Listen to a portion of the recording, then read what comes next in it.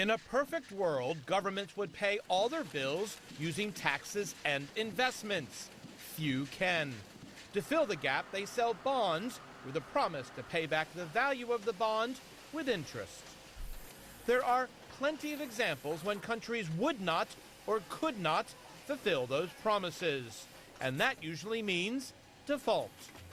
In economic terms, it means it saves the money it would have been paying in debt repayments, but it loses credibility, literally, with the international capital markets. In the most recent examples, Argentina defaulted in late 2001. Inflation soared. In 1998, Russia defaulted on treasury bonds and suspended payments on international debt.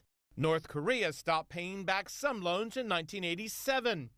Even Great Britain had to take a $4 billion IMF loan in 1976. In part, that staved off fear of a default. That is reminiscent of the recent Eurozone economic crisis. Technically, there was no outright default. No country refused to pay back debts.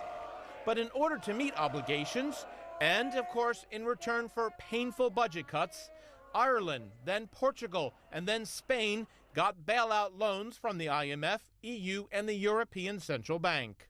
Greece, of course, is another matter.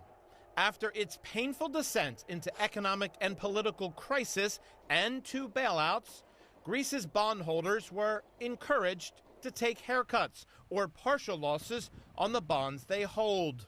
A default by some definitions.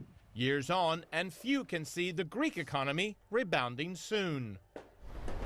Greece is really tragic. It's a really tragic example of us not having within the international financial system a proper sovereign insolvency framework. Ironically, after extreme and sharp pain for their citizens, the economies of Russia and Argentina started to grow again within 2 years. Sometimes a default can enable a country to recover and therefore repay its debts.